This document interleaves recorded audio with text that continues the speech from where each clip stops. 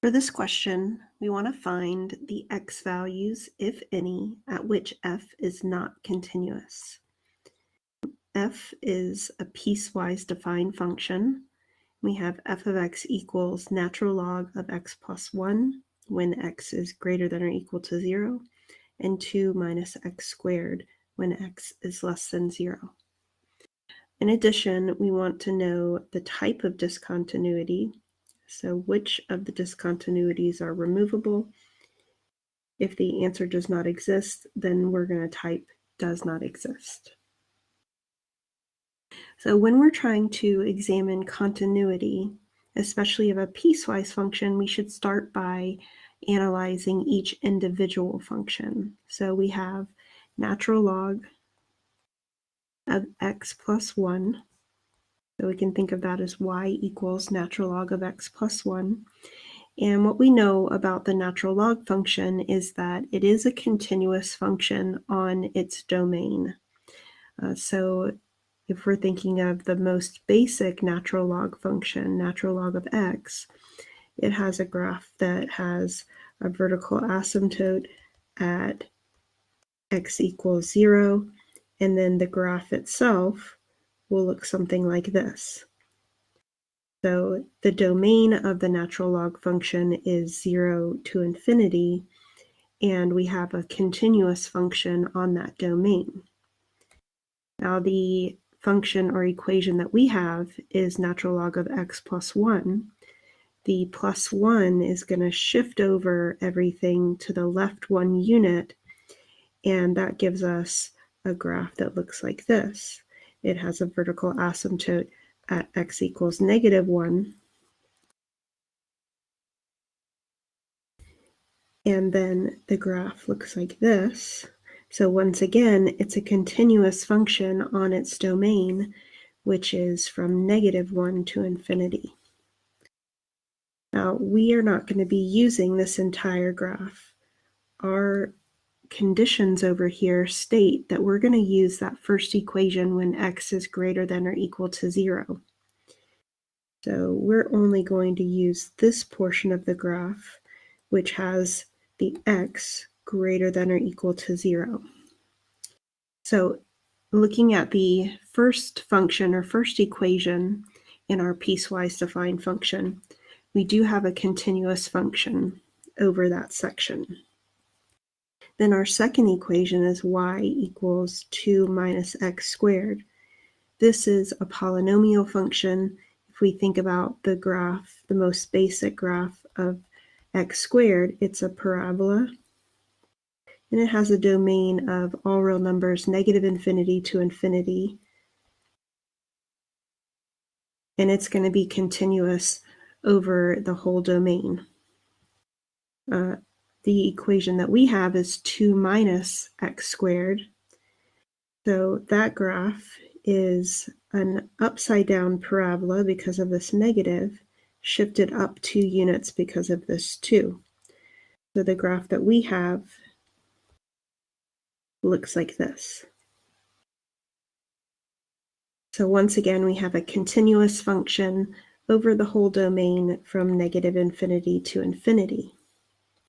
Then looking at our conditions, we can see that we're not going to use that whole picture. We're only going to use a portion of it.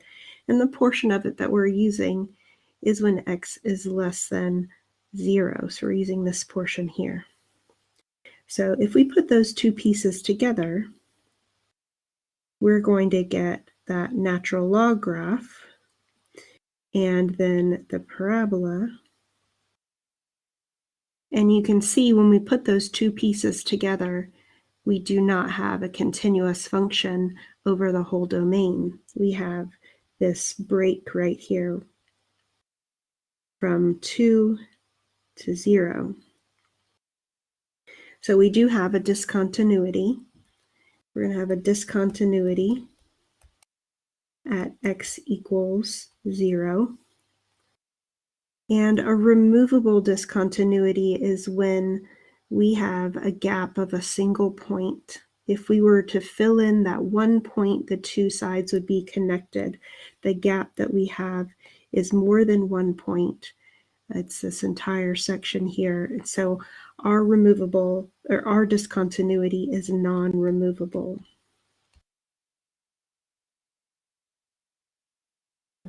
Now, I did a very graphical approach with this, but you can also think of this just if you know that natural log is a continuous function, polynomial or a quadratic is a continuous function, you really only need to examine where the two pieces are connecting to each other.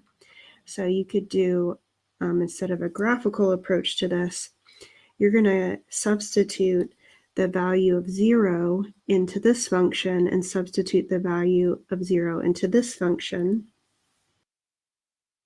So we'll have y equals natural log of 0 plus 1. That's natural log of 1. Natural log of 1 is 0. Doing the same with the second equation, y equals 2 minus 0 squared. Get 2. And you can see that our two y values are different.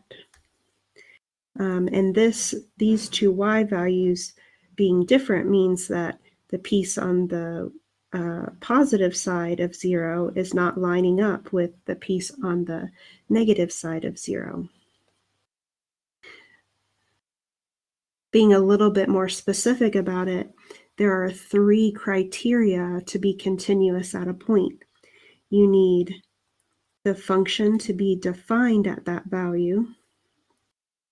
And the function is defined at that value. We've got the equal to here, so we would use the first equation. The function value is defined. The second criteria is that the limit needs to exist, the limit as x approaches 0 of our function.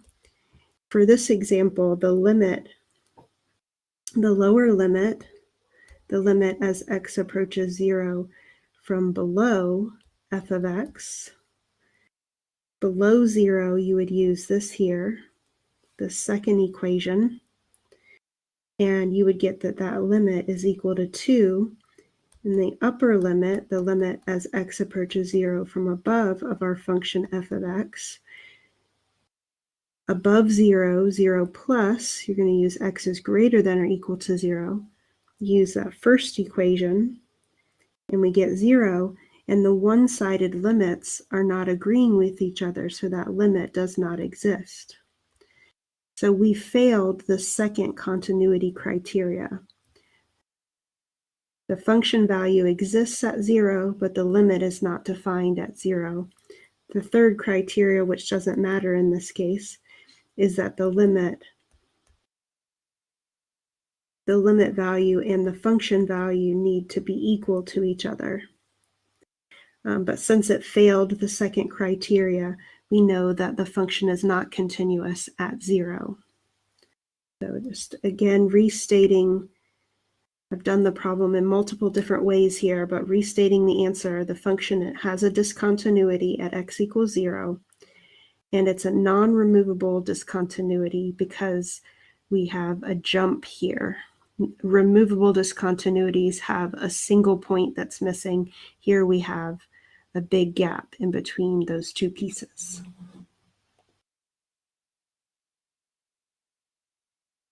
For this question, we have find the slope of the graph of the function at the given point.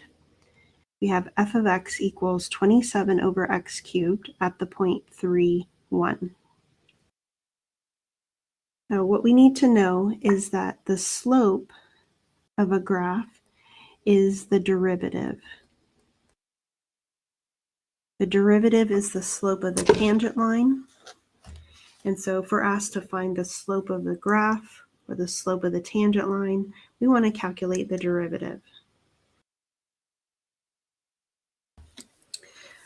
So for my function f of x equals 27 over x cubed, I'm going to rewrite this as 27 x to the negative third so that I can use my power rule derivative shortcut. So the power rule is derivative of x to a power is that power x to 1 less than the power. So I've written this so that I have x to a power and I can use that shortcut. So calculating the derivative, I'm going to treat 27 as a constant multiple. I'll carry that down. I'll follow the power rule, the derivative power rule for the x to the -3. The power becomes the coefficient, and my new power is 1 less than the previous power, so that will be -4. Rewriting this, 27 times -3 is -81, and I'll move that negative exponent back to the denominator, -81 over x to the 4th. Now I want specifically the slope at the given point. So I'm going to use the x-coordinate, substitute that x-coordinate into the function. That will give -81 over 3 to the 4th, -81 over 81, which is -1. So we get that the slope is -1 for this function f of x equals 27 over x cubed at the point 3, 1.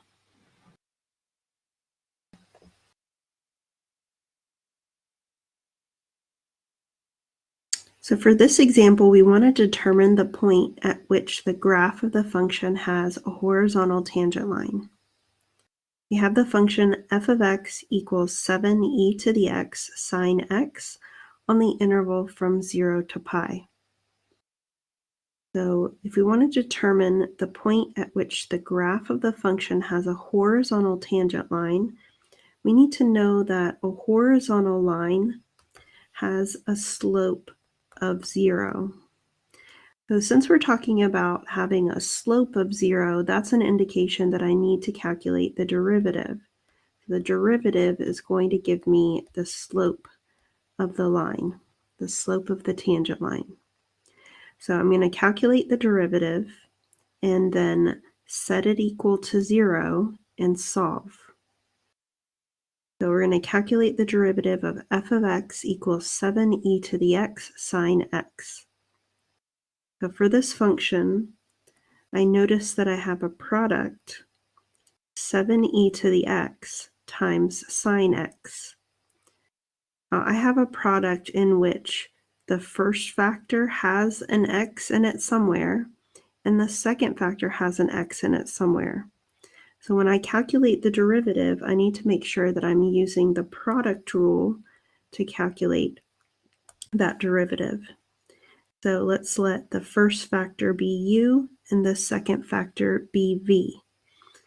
The product rule pattern for calculating the derivative of u times v is u times v prime plus v times u prime. The first factor times the derivative of the second factor plus the second factor times the derivative of the first factor. So that's the derivative pattern I'm going to follow. So the first factor is 7e to the x times the derivative of the second factor. Derivative of sine x is cosine x plus the second factor of sine x times the derivative of the first, 7e to the x. The derivative of 7e to the x is 7e to the x. So rewriting that, we would have 7e to the x cosine x plus 7e to the x sine x. So I've calculated the derivative, and now I want to set the derivative equal to 0 to find any horizontal tangent lines. Remember, a slope of 0 means that we have a horizontal line, so that's why I'm setting the derivative equal to 0.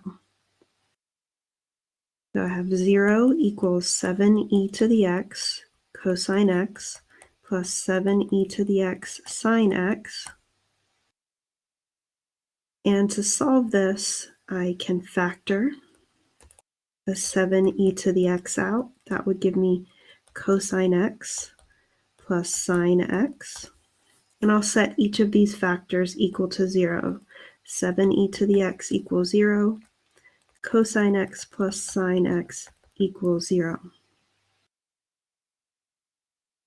Now this first equation, 7e to the x equals 0, has no solution.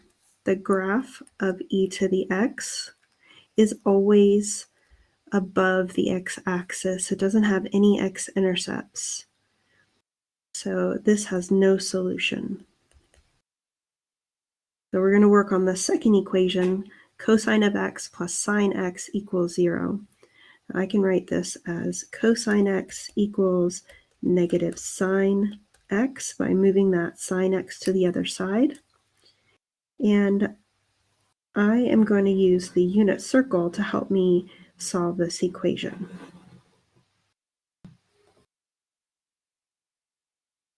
I have the unit circle here, so we want to figure out how to use this unit circle to our advantage. What we need to remember is that on the unit circle, the cosine is going to correspond to all of the x-coordinates on the unit circle. And the sine is going to correspond to all of the y-coordinates on the unit circle. So what we're looking for is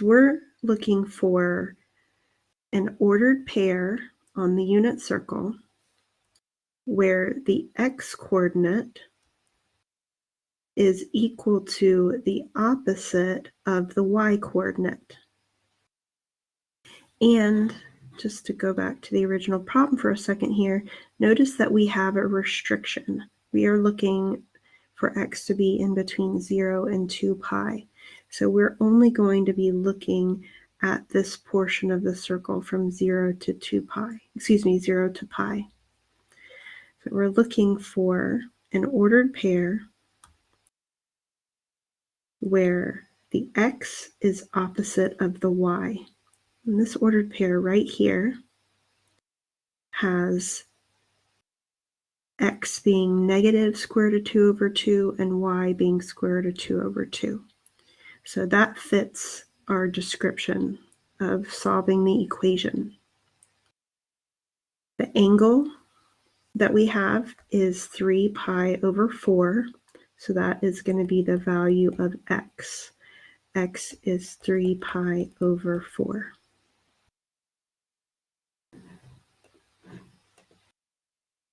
So we found the value of x that will give us a horizontal tangent line. The question is asking us for the point or the ordered pair, so we also need to know the y-coordinate.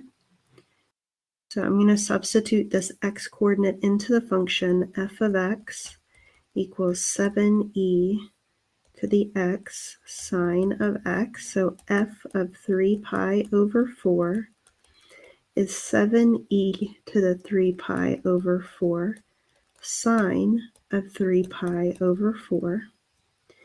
And sine of 3 pi over 4 is going to be the y-coordinate at 3 pi over 4. We have 7e to the 3 pi over 4 times square root of 2 over 2. And I'll write that as 7 square root of 2 e to the 3 pi over 4 over 2. So the point where we have a horizontal tangent line is the point 3 pi over 4, 7 square root of 2 e to the 3 pi over 4 over 2.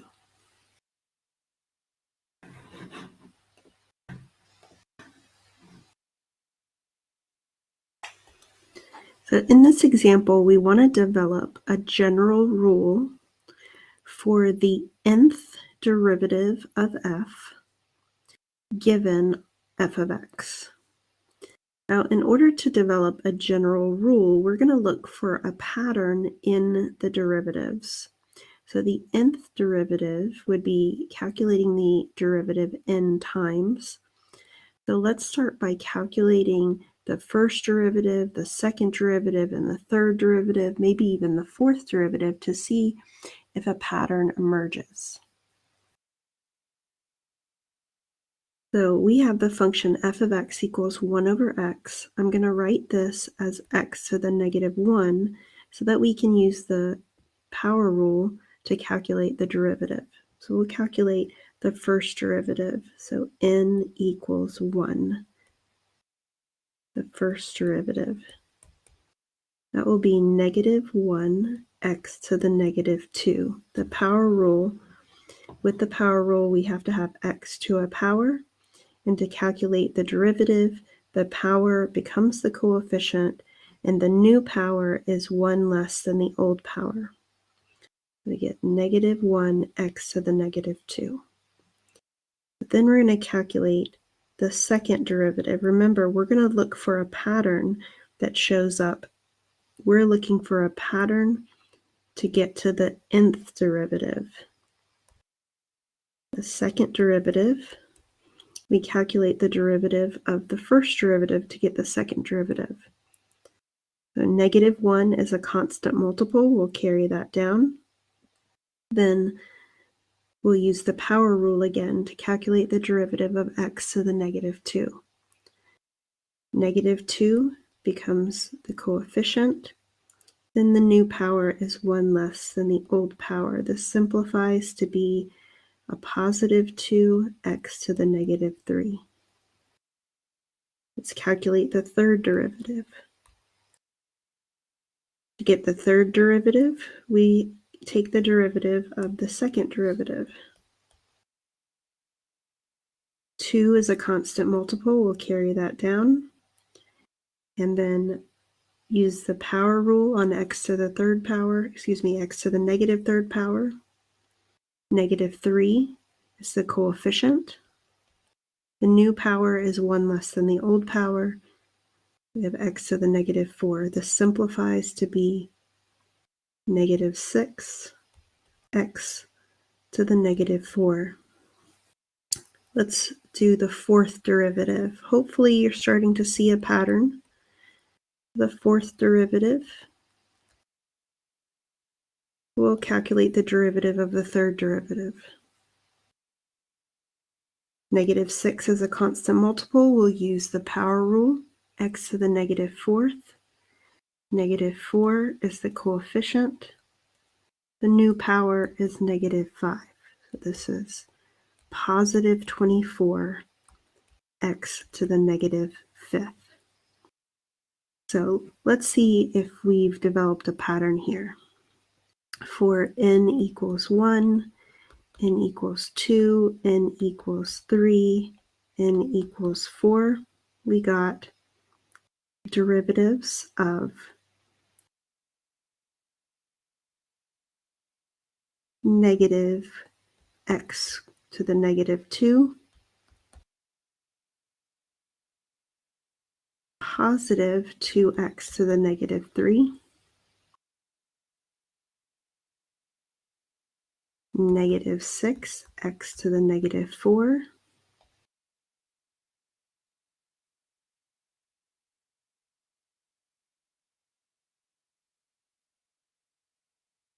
and then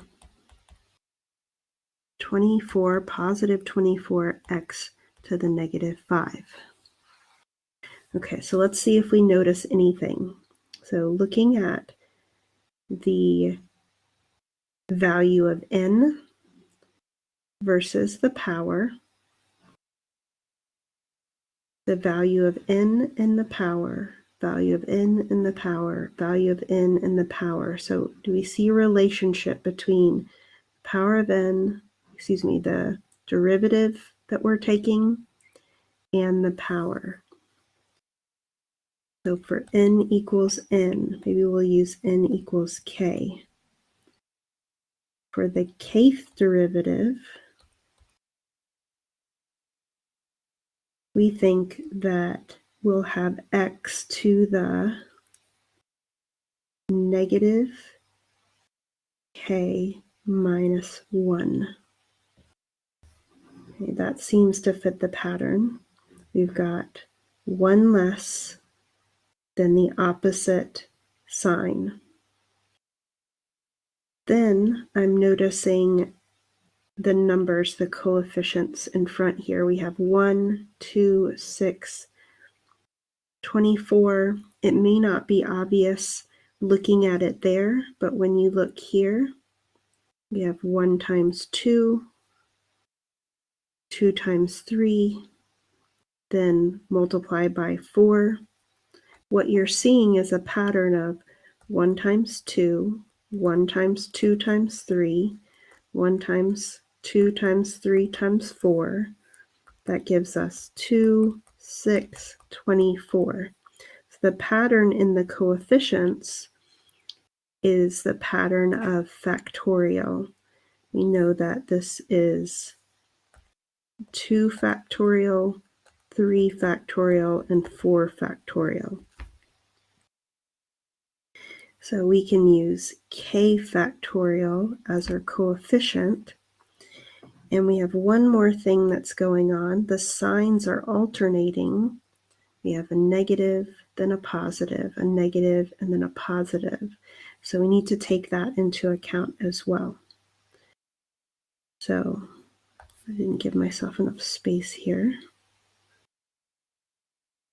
So to make the signs alternate, we're going to use -1 to a power. We want the first one to be negative and the second one to be positive. So I'm going to do the kth power. -1 to the first power will be a negative. That will give us the first derivative being negative. If k is 2, -1 to an even power will give me a positive, so that will make the second derivative positive. So what we have for our rule here for the nth derivative, f to the nth of x, is -1 to the nth power. N factorial gives us the coefficient, and then x to the -n minus 1.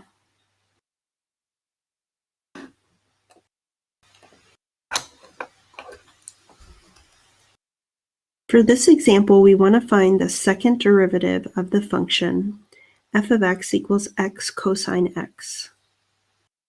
So in order to calculate the second derivative, we need the first derivative. To calculate the first derivative, I'm going to use the product rule. I have x times cosine x, and each factor has a factor of x. So I need to use the product rule because I can't get rid of the product here. So we're going to use the product rule to calculate the derivative, which is the first factor times the derivative of the second factor. Derivative of cosine is negative sine x, plus the second factor times the derivative of the first factor. Derivative of x is 1. So we'll simplify that before we continue our derivative calculation. So we have negative x sine x plus cosine x. And I'll write this as cosine x minus x sine x. So now that we have the first derivative, we can calculate the second derivative. This minus sign indicates that I have separate terms, so I can focus on the terms individually. Derivative of cosine x is negative sine x. On the second term, I once again have a product. So I have two factors, both of which have a variable in it. I need to use the product rule. I'm going to carry down the minus, and I'll do the product rule inside these brackets. I have the first factor of x times the derivative of the second factor. Derivative of sine is negative cosine. Excuse me, that's a positive cosine. I apologize. Derivative of sine is cosine. So the first factor times the derivative of a second factor plus the second factor of sine x times the derivative of the first factor. Derivative of x is 1. I'll distribute this negative to both terms so I can get rid of those brackets, and I have negative sine x minus x cosine x minus sine x. Now I see I have some like terms that I'm able to combine. With like terms, you're going to combine the coefficients. Negative 1 plus negative 1 is negative 2 sine x minus x cosine x.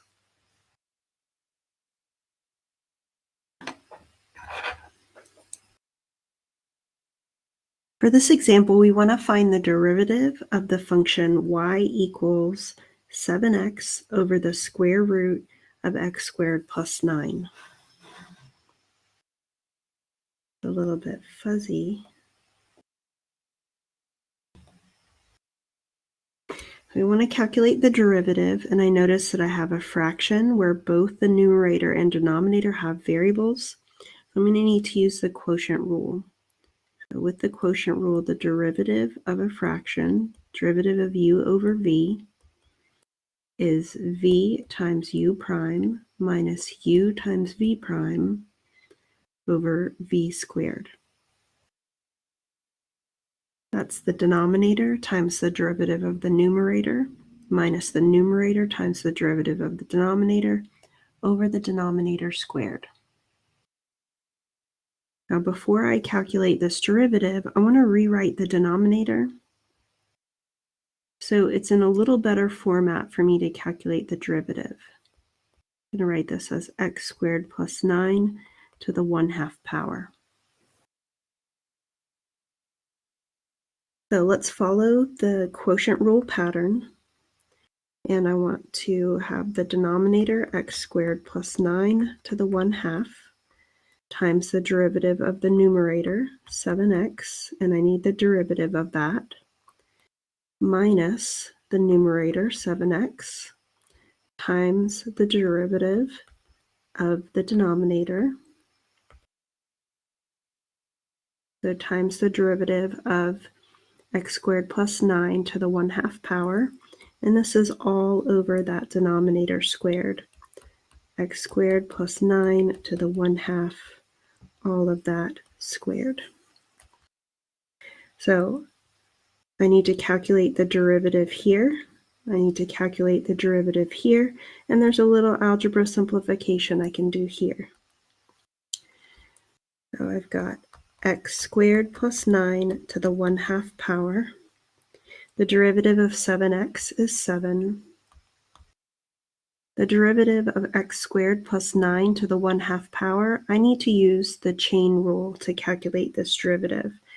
I have an outside function, which is a power of 1/2, and I have an inside function of x squared plus 9. So the chain rule has me calculate the derivative on the outside function first. So the power is the power rule. The power becomes the coefficient. And the new power is 1 less than the old power, so I'll have a 1/2 power. The inside, x squared plus 9, should stay the same. I'm going to change these to parentheses instead of brackets. The inside is still 1/2, is still x squared plus 9, but I need to use the chain rule by multiplying by the derivative of the inside. I'm going to calculate the derivative of x squared plus 9.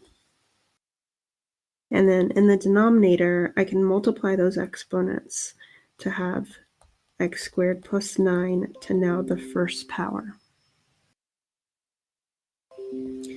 So I need to calculate the derivative here on the x squared plus 9.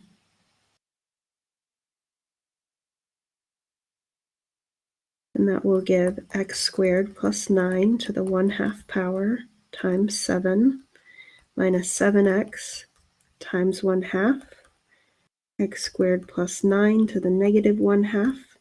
The derivative of x squared plus 9 is 2x all over x squared plus 9.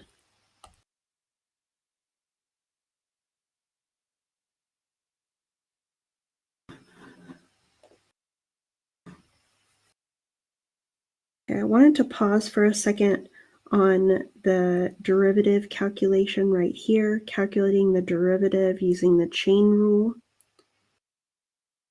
Gives me this right here. I want to make sure that you know what the chain rule says.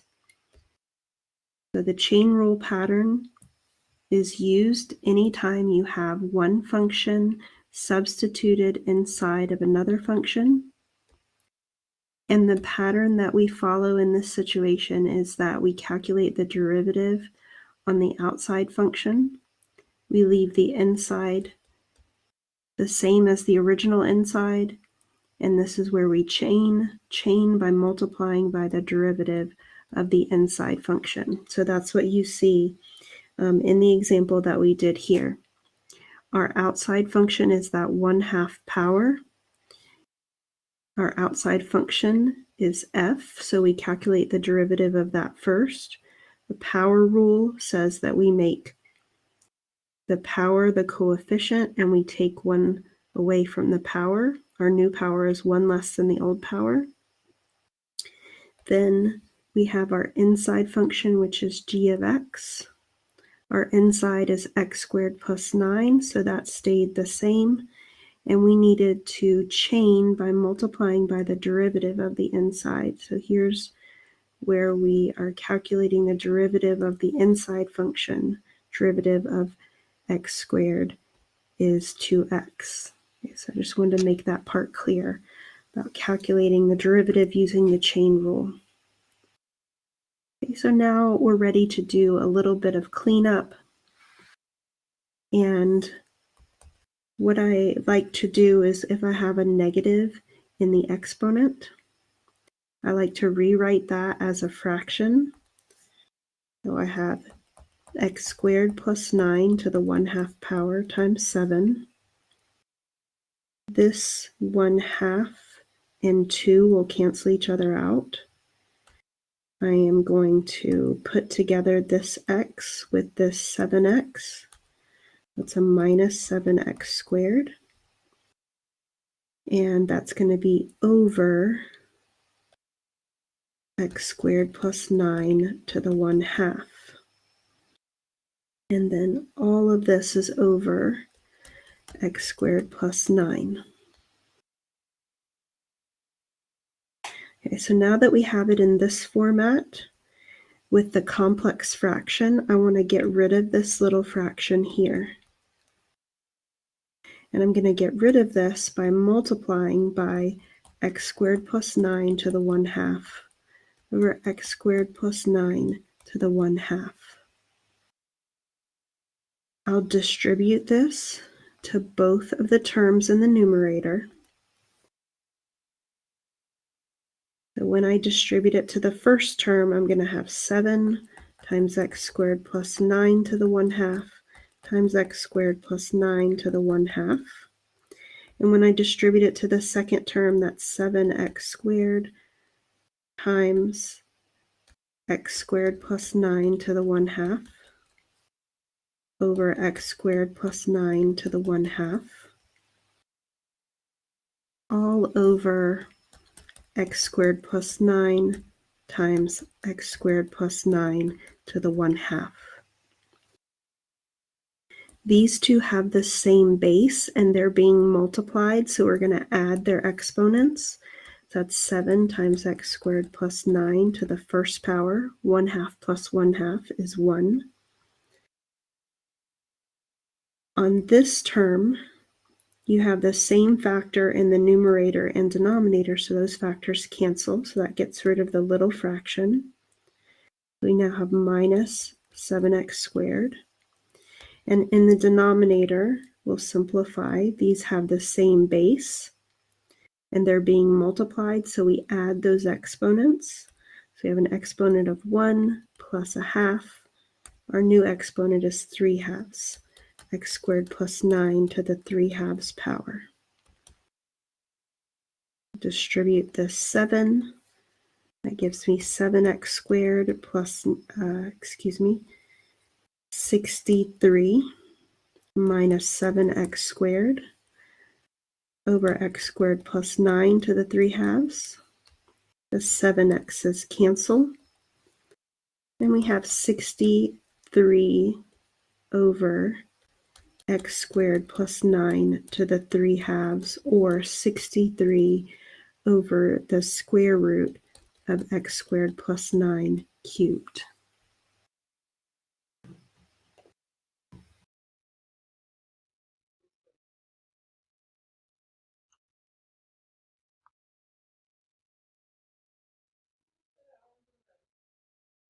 Thank you for checking out my videos. Have a great day.